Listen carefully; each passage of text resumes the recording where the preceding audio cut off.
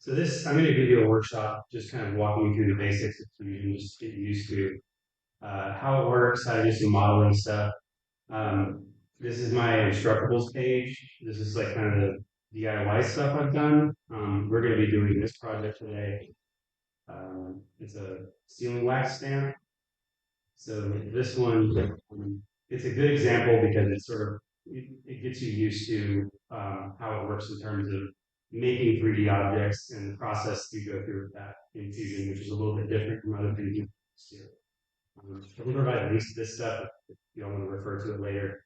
The UI is going to be a bit out of date, but the process is pretty much the same. Um, as you can see with Fusion, you can do all kinds of things. So this split flat display, this is all done in Fusion. Um, you, these gifts aren't really, but you've seen split flat displays like at train stations and stuff like that. But you push these buttons and the last one's like an animated cat.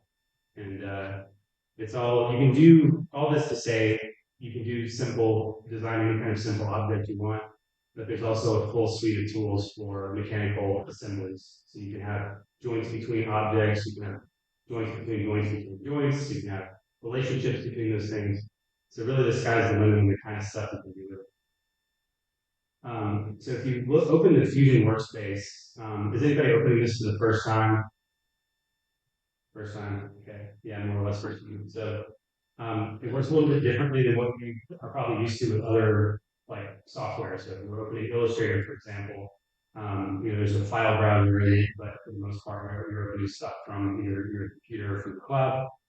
In Fusion, when you open it, the first thing you see is a blank canvas, right? We call this the design canvas. And then if you look at the upper left, you'll see look at hover over this, it's the browser. So this is the product browser. You'll have you'll be in your single user storage most likely, probably your name.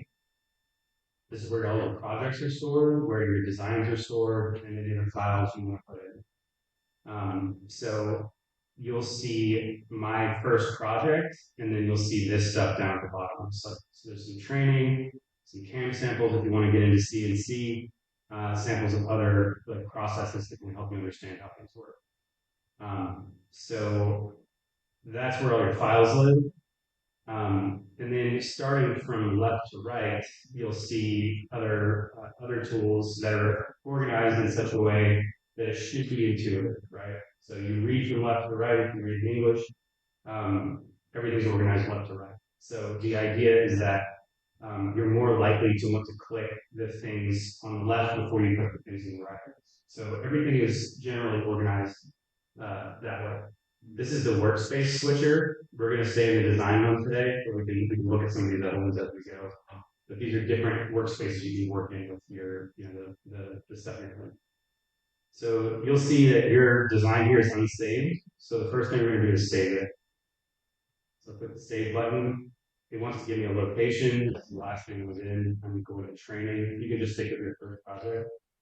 I'm going to just type wax stamp. You'll see a check mark and it's saved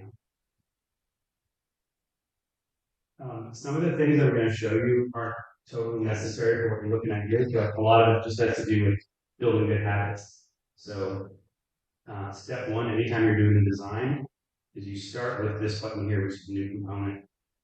If you click the create menu, drop down, you'll see it at the top, but it's probably also pinned up here. Your toolbar might look a little different from mine. You can change where you pin things, but you start with new component, and then the defaults are fine. Pro tip, the defaults are usually always fine on a Fusion 60. Any windows that come up, like just start with the defaults, kind of great thing.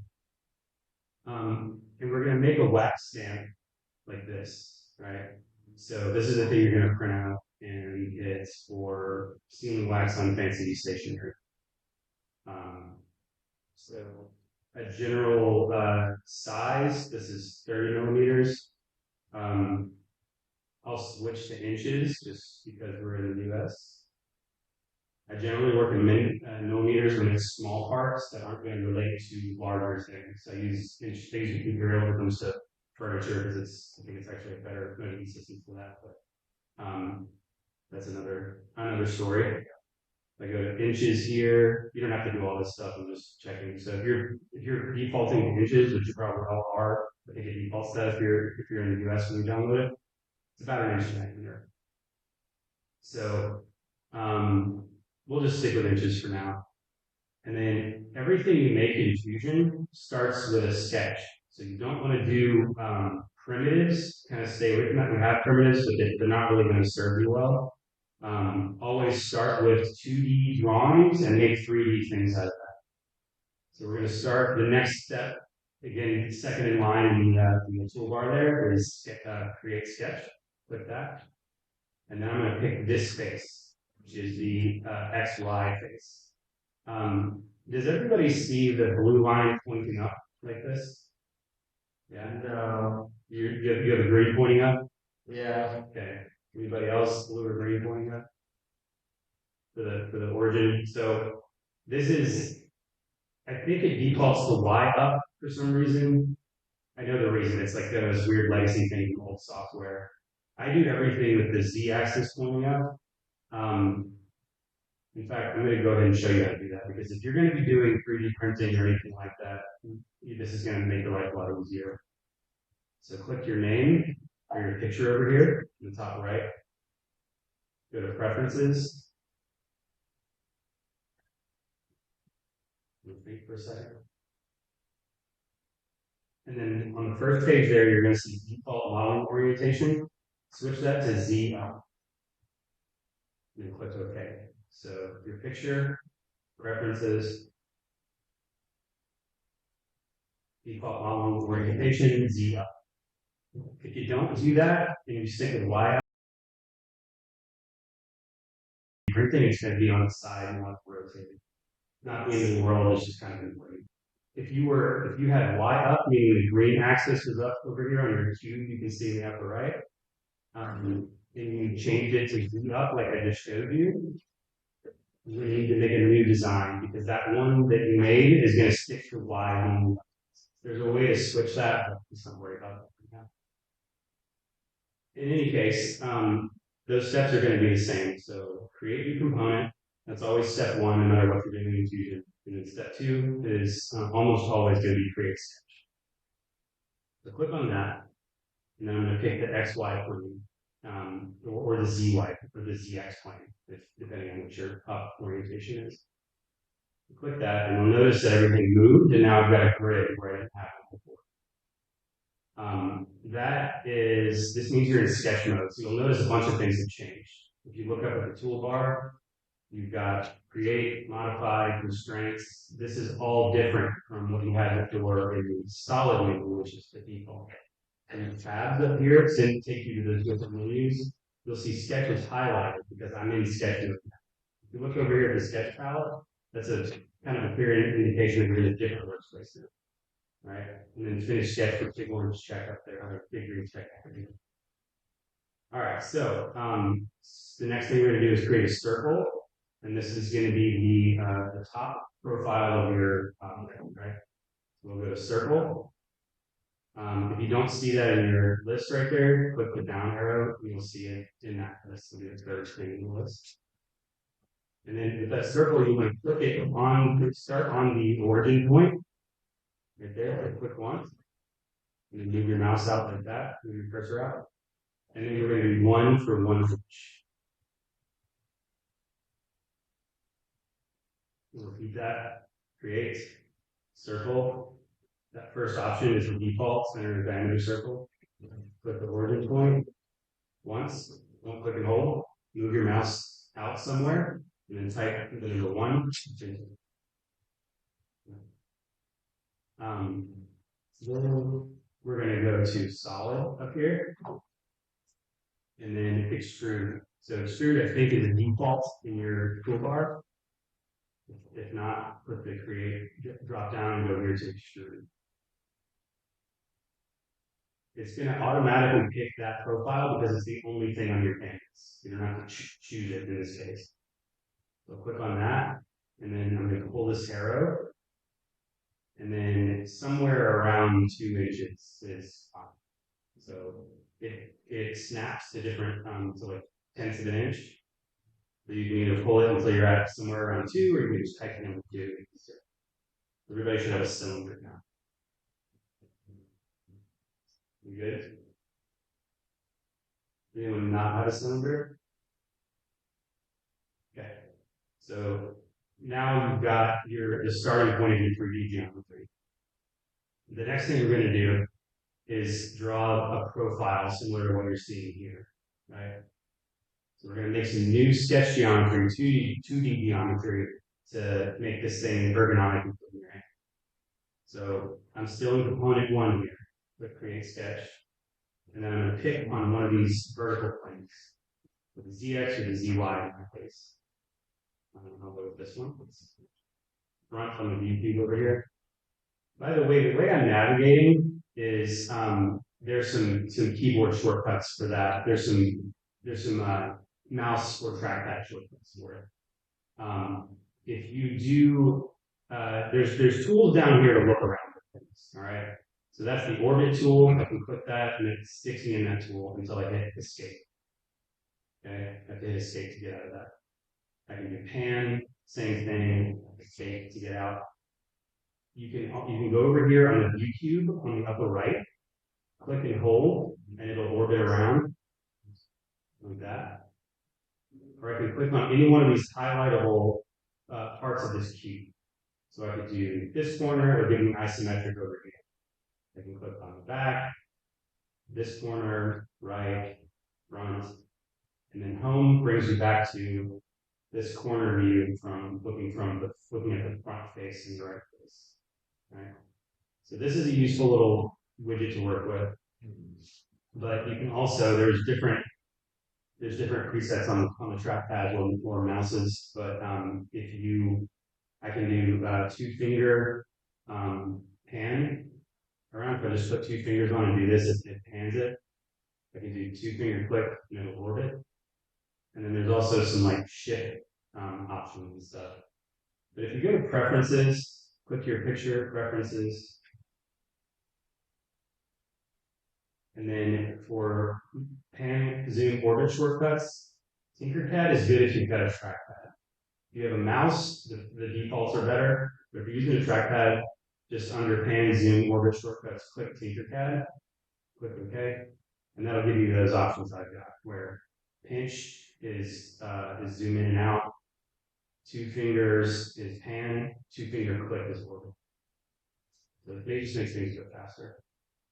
Okay, so we're in our 2D sketch in the front profile here, and then I'm going to do a create, project, include, intersect. Right? What this does is intersects 3D geometry with the plane you're on. It defaults to specified entities, so that's like this face, this edge, this face, this edge.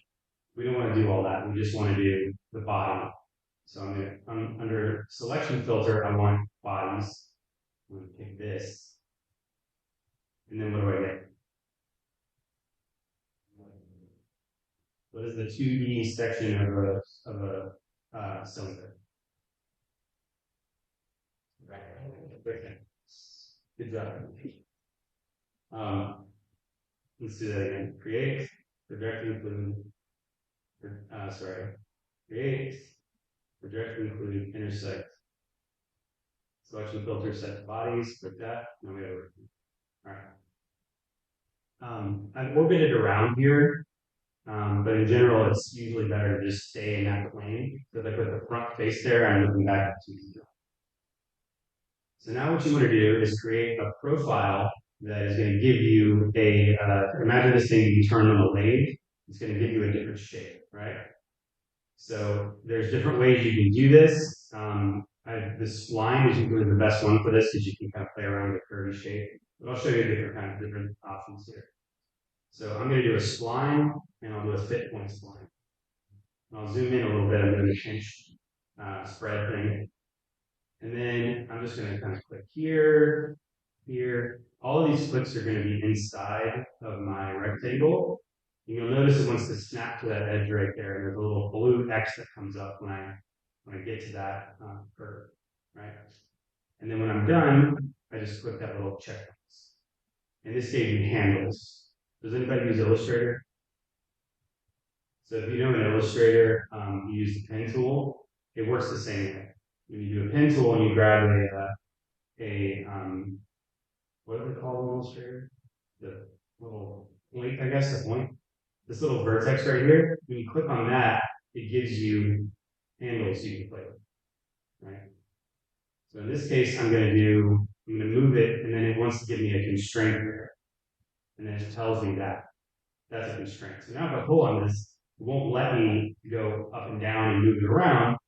It's just gonna give me it will only let me move on this axis right here. Constraints are ways to control sketch geometry. This stuff becomes really important later if you're doing anything that's like seriously engineering related. You don't want sketches that are unconstrained. That's another topic we will get to today. But if you click these points and move them around, we'll click on this one. You can adjust the profile of your spline there to get like a shape that you want. And don't worry about picking a shape that you really like here, because you can adjust this stuff later. We're going to get into that. So I'm just going to do this kind of more or less arbitrary. That looks pretty good. Okay. The important things here, the only things you really need are that we need this point here to be constrained to this point. Let me just, I'll start over and try it without a constraint. So there's a fit point constraint. You're going to go here, here, here, and here. Enter, or click that little button. And then you'll notice that these are not touching these lines that are projected in the first place. So I'm going to take this, click and drag until it touches that line right there. That'll constrain it. And then with this one, I'll show you another way to do it, which is I'll click this, and then shift, click this. So I've got a point and this line selected. And then I'll click this button, which is coincident. And now that's constrained. So these are tools that constrain things in different ways. And we'll get into that a little bit in a minute. But all that to say, all you need for this step is a shape that fits within this rectangle, that where the end of each end of the spline touch those lines, sideline and top line. All right. Now I'm going to go to this tab over here and go back to solid, and then I'm going to revolve. So whether or not this is in your shortcuts in Fusion is a question. It may not be in your toolbar there, but I'm going to go here and click on revolve, and it takes me out of the sketch. It automatically finishes the sketch for me, and then it wants a profile. So anytime you're working in Fusion, anytime you go to a new tool, if you just pause for a moment, you'll see that where your cursor is, it tells you what lead next. So sketch, profiles, all planar faces revolve. So we're going to pick this profile that we just made, and then the axis, click that. Automatically the origin shows up, and you can either click the cylinder itself, because that has an implicit axis in it, or you can click the z-axis. Click the cylinder, and you'll see it's cutting through by default, because it knows it's making new 3D geometry that's intersecting with existing 3D geometry, and that's giving you a cut by default. You don't have to do a cut, but you could join it, which would do nothing in this case. We could do intersect, which would give you the intersection of those things. So it would be like a mold for this, maybe like that. The default here is cut, and that's what we want. Everybody still with me? Don't hesitate to ask questions or call me over. It's super informal. It's all in this all new to some of you. So now this is the shape you've got. And now that I see it in 3D, I realize I don't like it. So I don't want this sharp edge up there. That's not going to be very comfortable in your hand. The proportions aren't very elegant. So what I'm going to do is look at my timeline. Everything you do in Fusion, if you have design history turned on, it's the default. Everything you do shows up in this timeline, and everything affects the thing before it in the timeline. So I can go over here to the extrude, for example, this first extrude, or the first sketch, so the first thing. I can right click on that and then edit sketch. It brings me right back here. So maybe I want to make this 1.25. Maybe I want this thing a little wider. enter, and then finish sketch. And now you'll notice the bottom is white, right? The extrusion, I like the height, 2 inches is fine, but like I said, I don't like this profile there, so I'm gonna right click on this sketch, edit sketch, and then it brings me back to where I was before. If I click on, now I can move this thing around, just like I was doing before, okay? So I want that over there, and maybe this goes up a little bit, that's a little too far in. I think I want this to be tangent to the top, so I'm gonna do something, click on this and grab that point and move it. Like that, so I know that this point is coincident to this line. Again, if I try to put this point to get those handles again, pull this up, it won't go up, it only goes out. And then over And here, then over here, can kind of adjust that. What we want to do. Now that's parallel. Looks a little chunky right there. Again, I can move this and touch that line, parallel. All this to say, just play around with these constraints a little bit. And now that I've changed my profile, finish sketch, this is what I get. So everything you do is a historical connection to the thing before it. So since I revolved that profile, when I change the profile earlier in the timeline, this is what I get. The timeline organizes commands and features, but all of your objects are in the browser. You can see these down here, right? But you don't see the extrude command or the revolve. All you see is the body. So the body is the result of the 3D geometry. It's all contained in this component. Right. So does everybody got this step by now? Okay, where are y'all? I missed how you actually get the constraint to happen. How to get the constraints to happen? Okay. So you're working. You got a spline going yours. Okay. So let's look at a spline here. I'm going to turn that off. I'm going to get rid of some of these. Don't worry about over here. All right. So is yours touching the top line there? Yeah. Okay. So when you pull it, can you take it off that line? Yeah. So it's going to want to snap. See how it keeps giving me these little blue indicators that it's snapping to stuff? Yeah. Just grab it and pull it and make sure that you've got an X like that on the first part, right? Same thing here, but this one, it's grab and pull. That one I made a constraint on it that's like kind of hardwired. So let's say same situation here, grab and pull. Let's just use the constraint tools to get this part going, all right? So I'm gonna click on this point and then shift click this line and then coincident. They don't have to be touching for that to work, by the way. It'll move things around. It's point, line, it's already constrained, so that's not gonna let me do that. But you should be able to, if it's constrained, click and pull this, and it won't go off the line, but it will go up and down. I'm sorry? The line.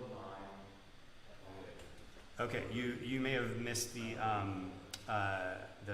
project include step.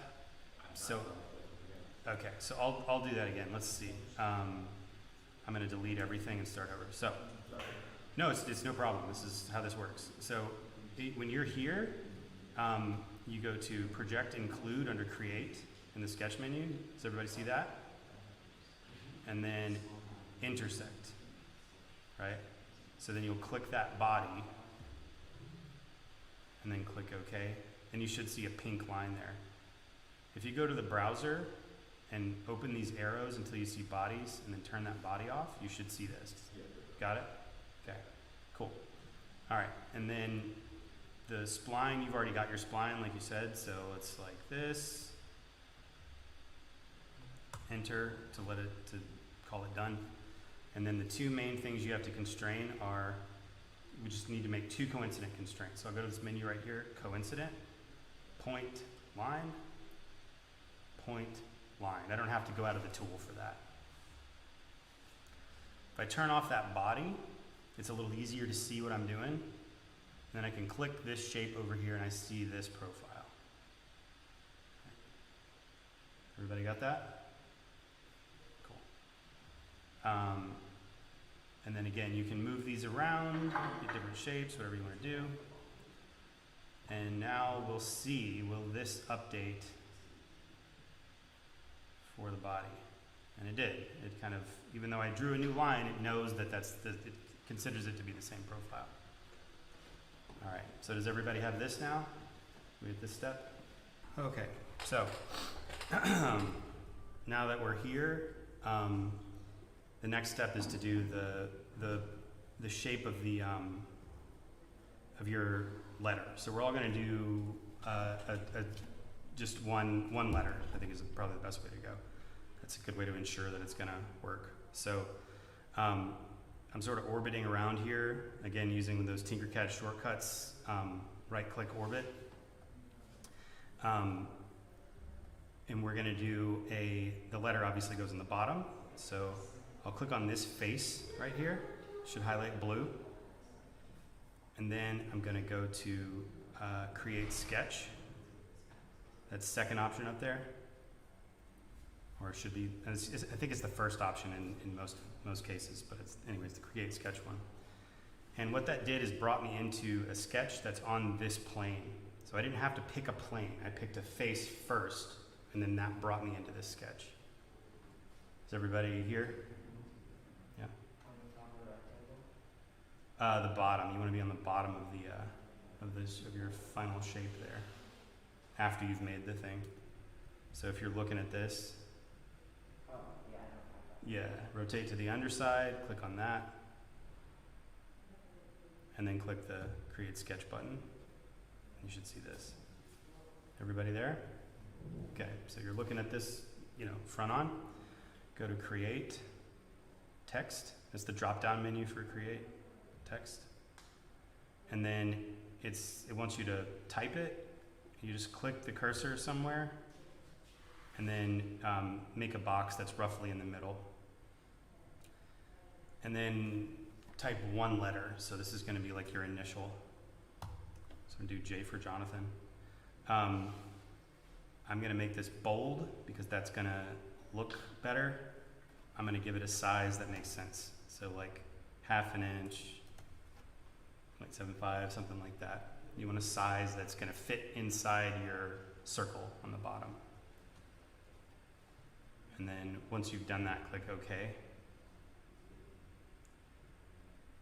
And if you click and hold on the main shape of the letter, the space of the letter, you can move it around so that it's like roughly in the middle if you didn't get it quite there. So you're going to use the numbers there to change the size of this thing. So in height, that's how you get the size you want. So just remember, if you're not on this step quite yet, you've got your profile here. You want to look at the bottom, so you can even click the bottom of the view cube over there and pan around so it's kind of in the middle. Click that face, and then create sketch. That gives you a plane to sketch on right here. Create text. Click from left to right to draw a box. Don't click and drag. I told Christy to do that, but that's not right. It's click, click in 2 different spots. I'm going to use my initial, the height. You're going to have to type in a height there. It doesn't really have like a, click and drag kind of thing for the height. That's probably pretty good if you've got a 1-inch diameter. And then you can click and drag on the inside profile of your letter, the part that's colored. Click and drag that and it'll move it around. Okay, so now you have a letter. We're going to extrude that, and that's going to be part of your stamp. So we'll go to solid over here, and then create extrude. It's this little one right here with the box with the arrow going up. Click that. And then it automatically picks this big profile right here, because it's the only one it sees. but you don't want that, right? You want to pick the letter. So you over here in this little box that pops out, you want to X out of this one where it says profiles. It's going to deselect that thing it selected on its own. Okay, so I'll do that again. Solid tab, extrude. It picked that big circular profile. I don't want that. So under profiles, it says it's one selected, did that automatically. Click X, and now it doesn't have anything selected. So now I can pick this thing and then extrude it. So now I'm gonna orbit around a little bit. I'm gonna look over here, kind of on the underside. I wanna see this in 3D, not 2D. I'm gonna pull it out just a little bit. So it's saying 0.05 inches, which is probably fine. You could go up to, you know, that's almost a 16th of an inch. This is, you know, 0.1 is almost an eighth of an inch. It's probably gonna be a little bit too deep. You don't want this to be too thick. So just 0.05 inches is fine. Just stick with that. 0.05? Yeah, 0.05. Could you do negative if you wanted it to be like reverse? Yeah. Okay. Yeah, that you would do this, right? Uh-huh. Go back and now it's reversed. Yeah. Trying to think what that would look like on a, honestly, man, that might work better than doing it the other way. It's worth a try. It'll be fun to see, you know, how these different things might work later. But yeah, so 0.05 for that. Click OK. And then this is going to be kind of a boring stamp, right? So let's give it a little extra something. So I'll click on. Is everybody there, by the way? Got a little. So back to this. You know, there's different options you could do here. You could go to like, you know, you could make an ellipse, for example.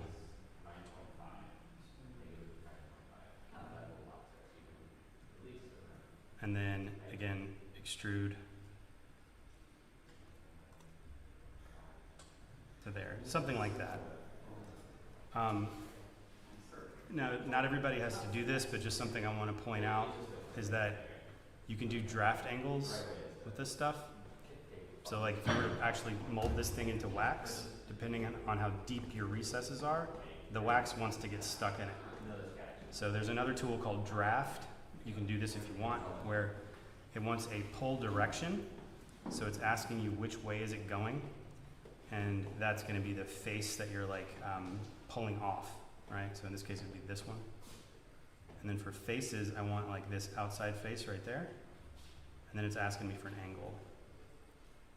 So I can move that out to make like a draft angle. You could do that with your letter too, but that's just kind of an extra. It's not really necessary for this exercise. And then another thing I want to point out is that remember that everything you're doing, there's a historical connection between all the things that happen. And the other thing to remember is that all of the numbers you're putting in are kept in a list, right?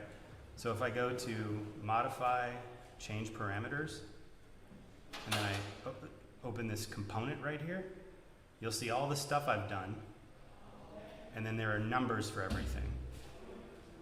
So I'm just clicking these arrows to open that stuff up. So if I, move this over here, let's say I change my mind about the diameter. I actually want it to be, 1.5 inches. Change that.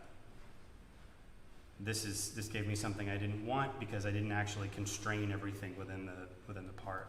But I'll show you how to do that. We might as well at this point. I'm going to edit that in the timeline. Once again, remember all this stuff in the timeline. Easy way to find stuff that's connected to other things. Edit the sketch. Now I'm going to give like real constraints to everything. So again, this is a step you don't necessarily need to do. I'm just kind of giving you a picture of like how Fusion works. So I'll click that and say like 0.4. Give this a real dimension there, 0.125. Same thing here, sure.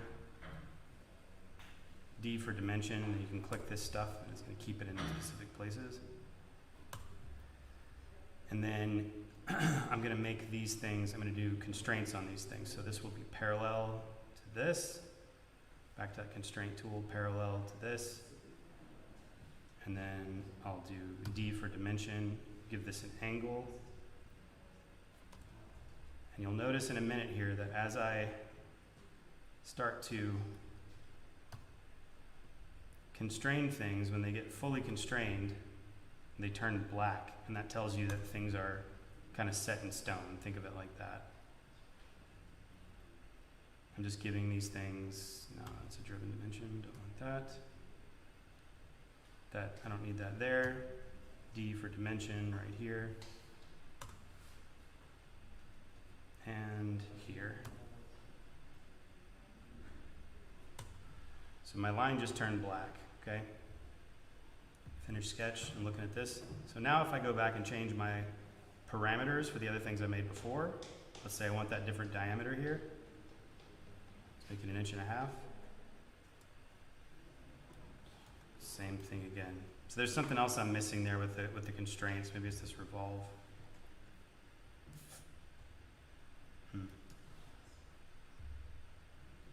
Let's change a different one just to give you the idea, but make this like 3 inches. Doesn't like that either. So splines aren't really the best way to explain how this part works. Wonder if I've got an example for you for that concept.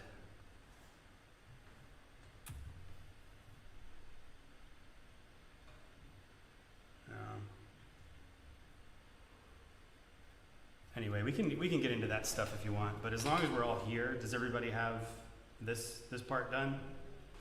So really, all you have to do now is go up here to the top level component in your browser, right there. Right click, and then save as mesh. And it should bring up a dialog that looks like this. Refinement, you always want to keep that on high.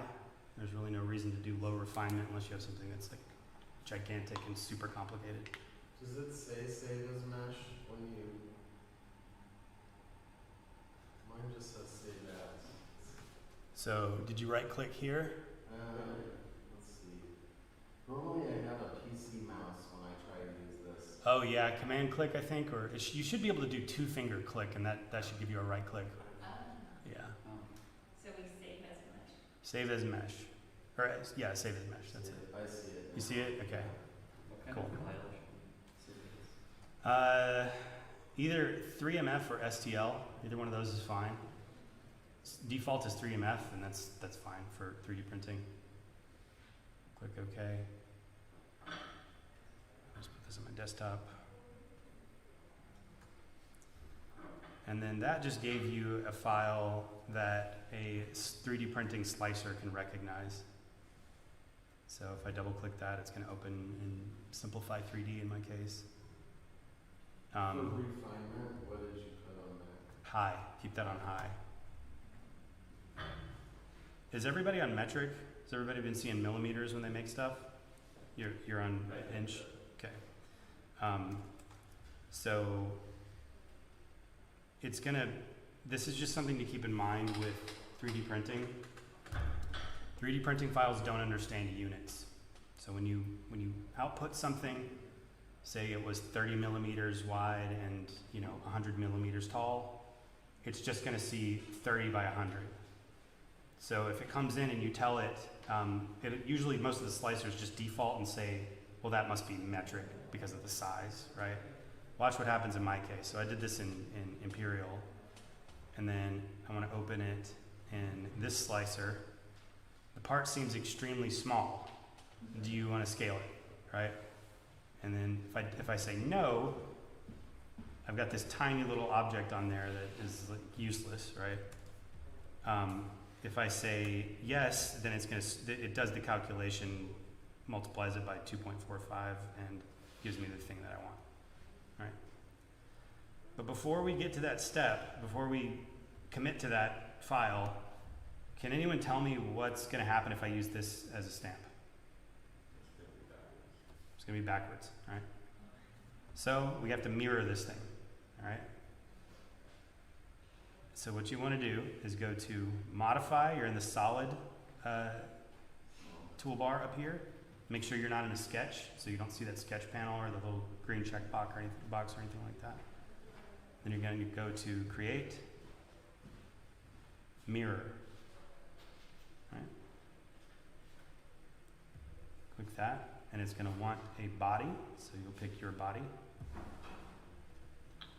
Are your bodies combined? Yes. Okay. So you click that, and then for mirror plane, pick the plane that goes in between your letter, right? I mean, technically it'll work anywhere, but you do that, and then for operation, it's a new body. Click OK. So you should have 2 now. That's okay. I'll show you how to deal with that. So again, create, mirror, select that body, click on select for mirror plane, and then you want to click on this plane right here. You may need to orbit around to be able to select it, but you want that plane, just to give you a sense of.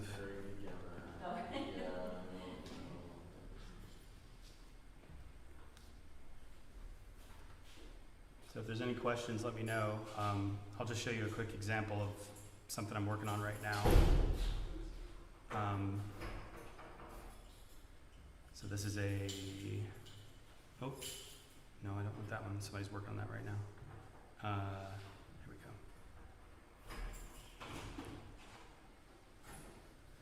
So this is a electronic device. It's a game. It's a name badge. It does a bunch of other has a bunch of other functions.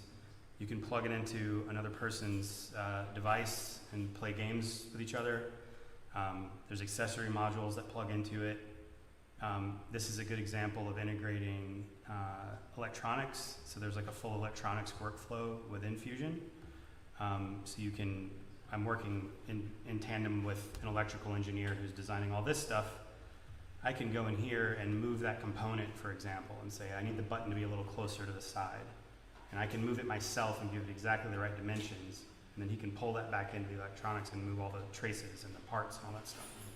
These used to be like siloed things, and you would send emails back and forth with instructions and stuff like that. And as you know, when you do those things, as opposed to having like a centralized place where all the data is connected, there's all this room for error. So this helps with that a lot. Going back to, we've got this new tool set in here, which is product design extension, and it's all about designing plastic parts. So if you were to do, it's the same example with the wax stamp in a way. You have to have draft angles on things. So if you look really closely at something that's been injection molded, you'll notice that nothing really has a right angle. There's always a little bit of a taper to it, because if you didn't have that, things would get stuck in the molds when you pull them apart, right?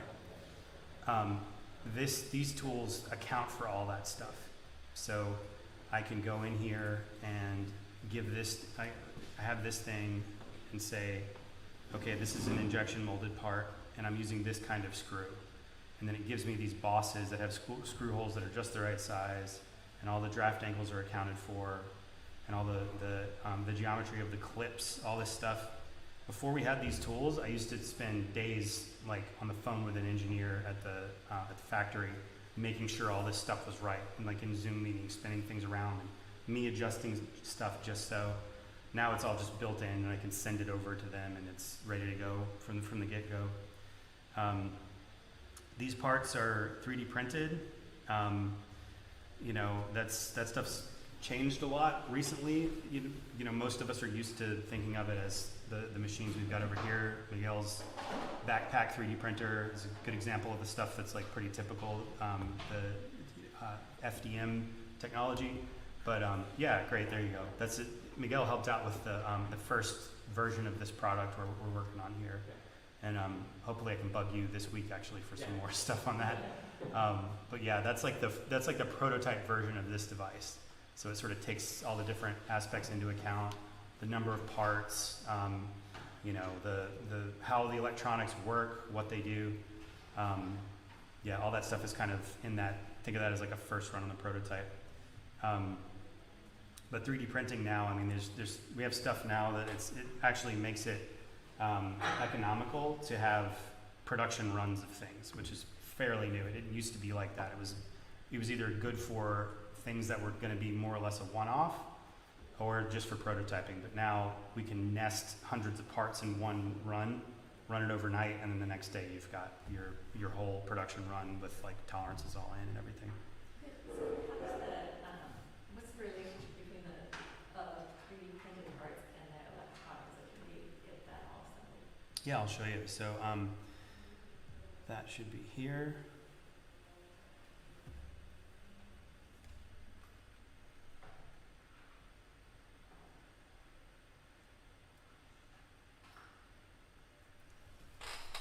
Pulling it from the cloud. Another thing about Fusion is that it's all cloud connected. So all your files live here. You do have stuff cached on your machine, and you can save stuff locally and everything. But even when you save something locally, it's also on the cloud. So you can add people to a team. It's really easy to collaborate. So yeah, this is that model. This is the top component. So I'll take this and kind of move it out of the way. And then you can see how these other parts interconnect with it. So that's the top enclosure. Here's the bottom. This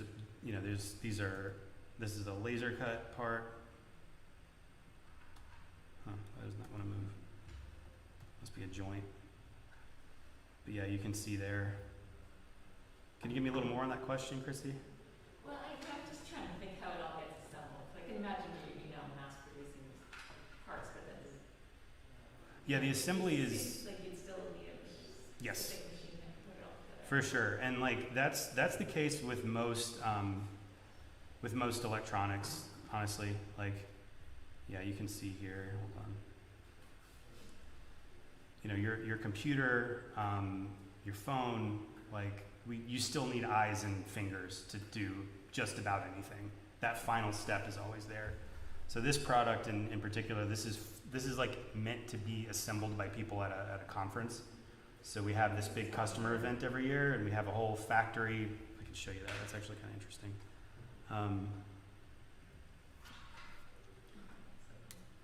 Yeah.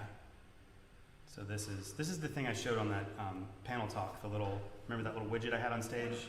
Same thing, right? So it's this thing we do at our customer event every year. We have a big customer event, and people queue up and look at the different stages of the process as these prototype parts and the screens you're looking at here. And then they go through a working factory and pick up parts from each manufacturer, see the machines in action, and then take all those parts to a table and assemble the thing themselves. So This one just looks so complex. yeah, I mean, you'd be surprised. Like the longest I've ever seen anyone take to put one of these together is half an hour.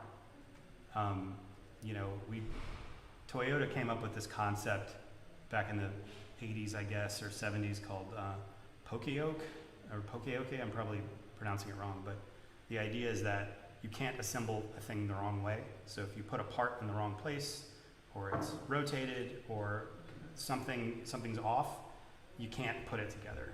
So it sort of saves you from yourself, right? This is really cool. This is a Datron machine. It's a full CNC machine that fits on like a pallet jack, and you can plug it into 110 power, and you've got your own machine shop running. These are Ultimakers. It's another 3D printer like these over here, same technology.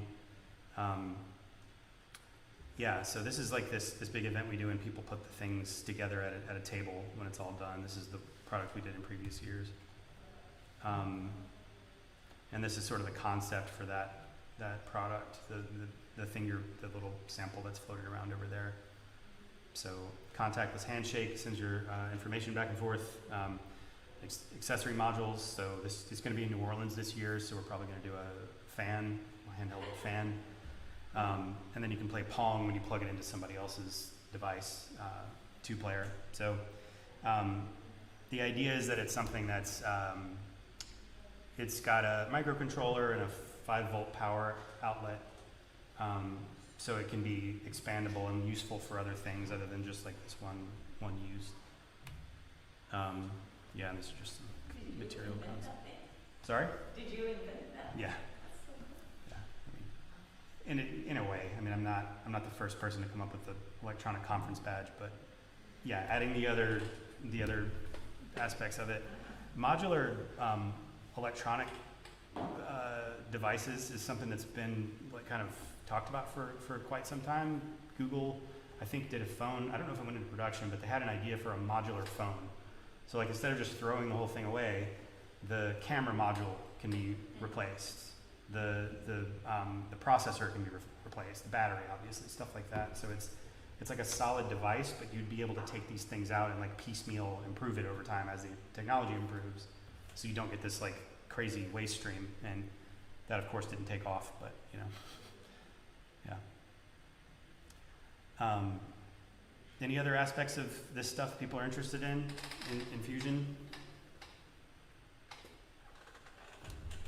All right. Well, if there's any questions about this stuff, feel free to get in touch with me. I think through Miguel or whatever. I think you guys are going to start 3D printing stuff a bit later, right? Yep. Yeah. We'll go over review of kind of 3D printers in general, but anyone who has the little stamp, I can 3D print them today. Yeah. So again, to do that, just right-click, save as mesh, and then that file will work with the slicer that Miguel's going to get on. Yep. How well does the integrated slicer work? Sorry? How well does the integrated slicer? The native one? Yeah. It's really good. It's really good. It's to be honest with you, it's overkill for most of the stuff I do. Like there's a lot of stuff built in for really complex, like professional additive processes. Like let's do a setup here. So I'm going to make a setup. I'm going to pick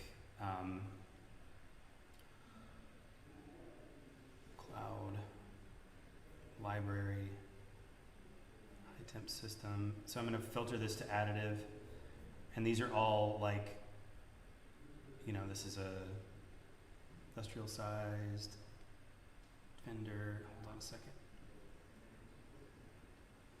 SLS, SLA, DED. I think we want to do SLS. That's laser centering. We'll go with this one. So you're seeing here, like, these are really high-end processes. You know what I mean? So let's see. I'm gonna pick that one. Select. And then it's showing me the full build volume here. I want to generate. I need an operation first, it looks like.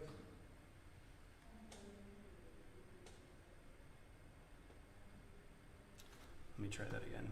Full disclosure, I'm not that well versed in this thing because, like I said, it's just, yeah. I don't think I'm gonna lumber through this here, but wax stamp, origin, component. I'll send you a video if you're interested, but it's like, when it comes to certain kind of additive processes, if you're doing laser sintering, if you're doing metal additive, there are all these things you have to account for, like heat expansion, contraction, how much volume is there in this part. If there's more volume, there's going to be more expansion.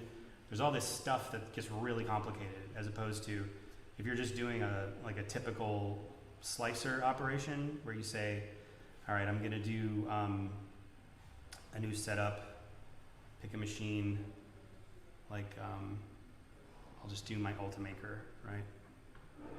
And then I'll go in here and look at the defaults and say, okay, machine S3, good, that one's selected, that's my body, click OK. And then I'll pick a material, pick that. It automatically puts it in the center, I want to position it, rotate that around because I'll get a better print if I do it that way. I'm going to pull it up and then it should automatically put it where it needs to go. Let's say I had to keep it up there, for example, right? 0. Zoom that out, okay. Place parts on platform, click OK. It's gonna automatically put it in the right place. You can do different kinds of supports here. This one would be more for, it wouldn't be for this machine really. Solid volume. There we go. And then you can start to give it the parameters in there. Okay. I'll do the generate toolpath. And then simulate. Oh wait, is it still going?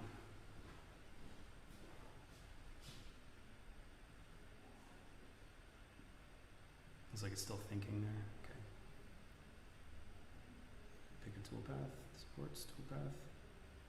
As you can see, I don't really use this very often, but one of the advantages of this I know about is yeah, I had to click calculate over there. Post process. Anyway, one of the advantages is, for example, screw holes, circular holes. If you get a jeweler's loupe and look at something that just came off a generic slicer, and then you look at the screw holes, you'll see that they're slightly ovoid, right? That's typical. It's just the nature of the way these machines work.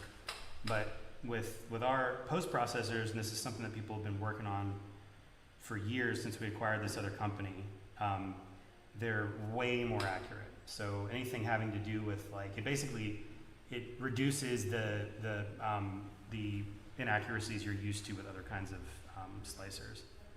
So this is, yeah, it was just calculating that toolpath. That's why it wasn't working. But you're seeing a toolpath simulation here. So this is what the machine's going to do as it builds this thing. So that's why you'd use it for, your typical more common manufacturing processes. But when you start getting into dealing with metal and things that are very finicky when it comes to the physics, that's when the advantages really start to come around. And you can do all the stuff that you'd expect with a slicer, where put the supports where you need them to go and stuff like that. Another big advantage of it is that you can do this toolpath here. All of this stuff is already set up. Then you can just go back and adjust your model. Let's I don't know, maybe I want to make a different letter here, for example.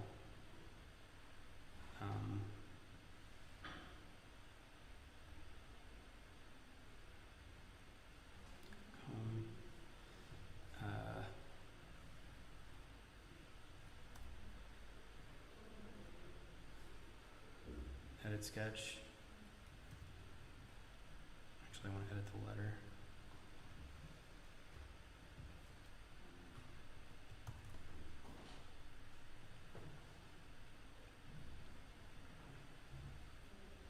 So now I've got an S there.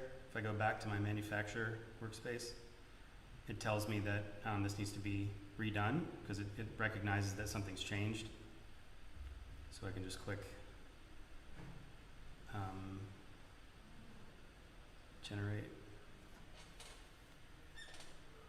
And then when those arrows go away, I'll do a simulation and you'll see that all of the settings stayed the same and all the other information you put in there are good, but the model just updated and it changed the toolpath to accommodate it. It's similar to replace if you were to use something external, but remember anytime you're doing that, you're throwing something over the wall and then you have a disconnect between the thing that makes the machine run and your design file. So then you have to keep track of naming, serial numbers, all that stuff. Whereas if it's all in here, you're just spitting it out and all of your information is always in here. If you go to design, for example, back to here, this is a good example actually. Go to sprints 1. You'll see here it's version 3. Meaning I've got 3 different versions of the same thing. If I view the details on web, it brings me back here, and now I've got a full web interface that controls all the permissions and stuff like that. Also versions, you can import, export from here, manage files, all of that.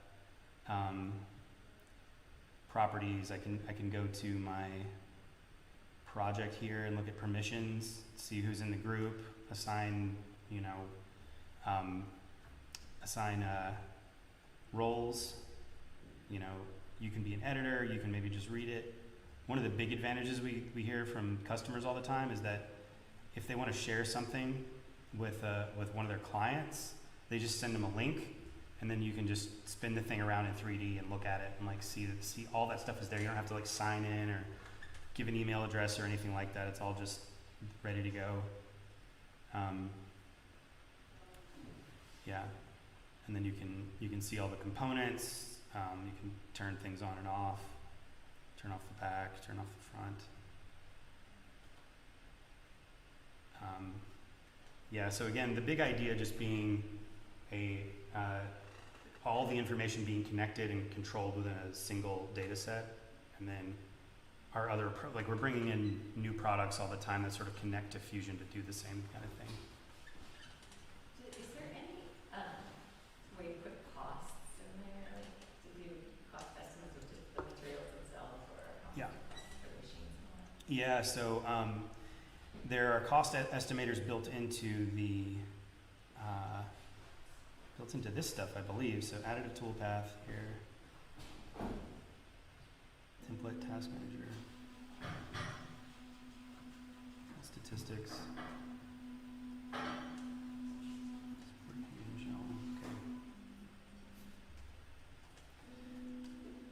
Let me look at the manufacturing model here.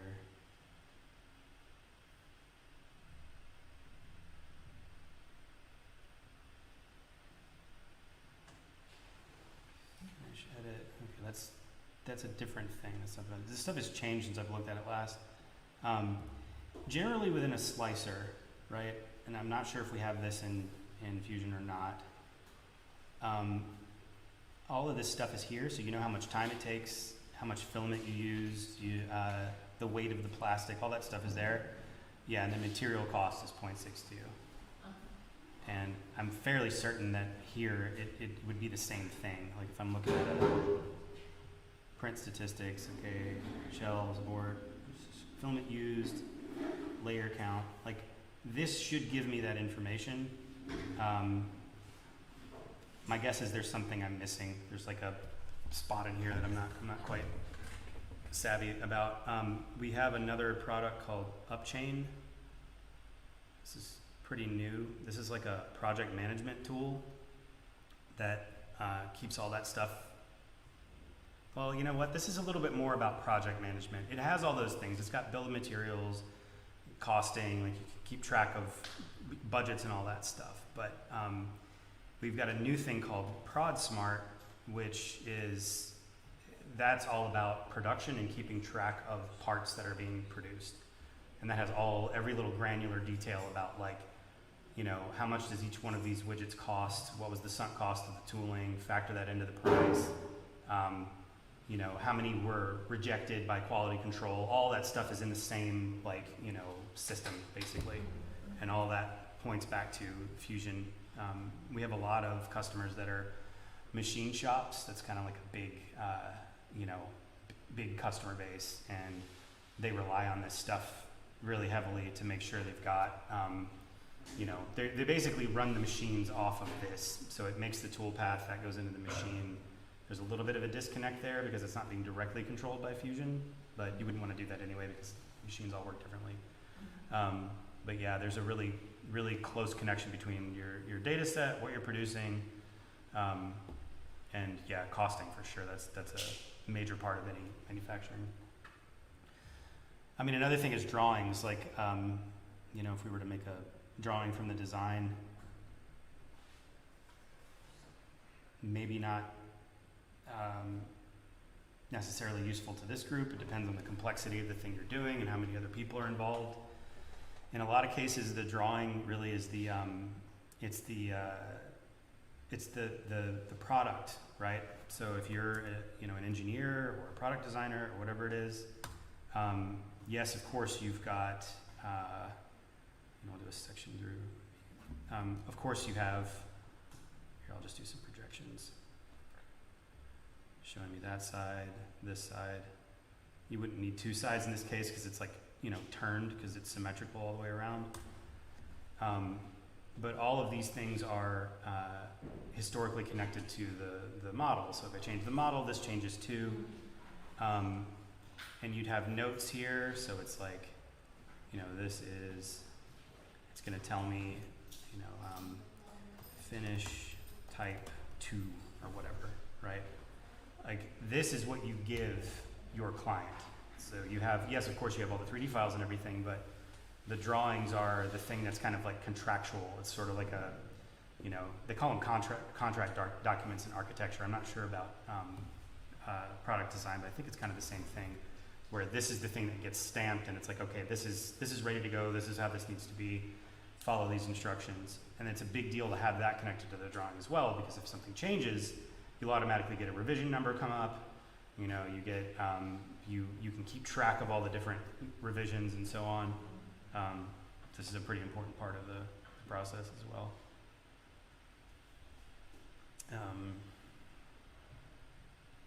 Animation simulation, so this is a big one. I mean, and if you're doing anything that has to do with, you know, machines or electronics, this lets you predict what's going to happen when you put whatever, you know, kinds of stress on it on a machine. So static stress would be something like a bridge. That's static stress, right? Modal frequencies, that's anything that's vibrating. So if you're making a motorcycle part or something like that. Electronics cooling deals with electronics cooling. So if you have a electronic part, things start to heat up. You need to know what kind of heat sink you need in what place. You can do a simulation of all that stuff. Thermal and thermal stress, that's anything that has to do with, you know, high heat, so engines, that sort of stuff. Structural buckling, you know, what happens when if you put enough load on anything, it's going to buckle. So where's my like stress point where that is? It shows you that. I don't know what this one is. Quasi-static event simulation. Yeah, I'm not sure. Dynamic event simulation is impact, so it's like you know, you're making a bulletproof vest or something. You would need that. Shape optimization. It's kind of interesting. You can sort of like take two things, make a load between it, and sort of tells you, generally speaking, how much like material you need between them. Injection molding simulation that's a new one, but that's kind of a big deal because injection molding, you need to know how the material is going to behave as it percolates through. So if you're injecting plastic into something, it has to have vents so that the air can get out, so that everything gets filled the right way. Again, you're dealing with something that's hot, which means the more volume you have, the more it's going to expand, which means the more it's going to contract when it's done, and then you get failures in injection molded parts, like things are sunk in and stuff like that. So all these tools help you avoid all that stuff before you even start prototyping. So can you use those tools to like get it approved by whoever has the UL or whatever you use? Yeah, for sure. Yeah, that's all part of it. Mostly it's so like for UL testing, for example, they wouldn't take that in lieu of actually testing the physical object, but it would save you a lot of money and a lot of time in simulating it there in multiple steps until you get to a point where you say, all right, I'm confident that this is going to be within the parameters necessary for like UL certification. Yeah, let me see here. So this is something fairly new that's pretty cool. Generative design. So I've got this kind of silly clock thing, right? This isn't the best example of like what you would use generative design for. This is totally overkill. But what generative design does is you give an object certain parameters, right? So you say, okay, you saw that clock back there, right? Let's hide this for now because that's the thing we're going to make. But this is the clock, and I want to make a stand for it that's going to be optimized for weight and material. So it needs to be strong enough to hold this much weight, and then it needs to use the minimal amount of material to do that, and then it needs keep out zones where I can put screws in and it won't like change the shape of the thing I'm trying to like attach things to. So if I go to generative design here, this is what a setup looks like. So the red stuff is obstacle geometry, meaning stay out of this zone, right? So everything you see in red, it won't touch that. And then preserve geometry are these things. So these are the objects like that, this green one right here, that's gonna be where my screw goes through. So don't change that at all, but use that as a connection. And then forces. So these are so many newtons down, and then in the other direction, so many newtons up, because as it pushes down, it compresses, right? I haven't looked at structures in years, and my experience, like I said, is in architecture, so it's not exactly like, you know, tailored to this, but with a really cursory knowledge of this, one or more studies has not been generated yet, so other that's fine. No, this is all giving me errors now. Well, anyway, you end up with stuff that looks like this. So it looks kind of like bones, right? A lot of people see bones when they see these things. Sometimes it looks like melted cheese, but basically what it's doing here is taking all that stuff into account, looking at the materials, understanding that you need, you know, lateral bracing like this, and then all these parts need to connect to each other, and it comes up with dozens or hundreds of different options that fit all those criteria. And then you get to pick the ones that are within the parameters you want, whatever those happen to be. This is a really hard thing to make with traditional methods, but we have all this additive stuff now. So it's really easy to make this in any kind of additive process. And we also have constraints you can put on these things that are, they constrain it for whatever the machine is you're working in. So if you're doing a CNC machine where you're only working in 3 axes and you can only cut things from the top, you can't go under, it'll take that into account and reduce all the material necessary to give you the minimal amount of material for the optimal like strength within your like engineering parameters. A lot of aerospace stuff in this arena these days because it's weight is so critical, right?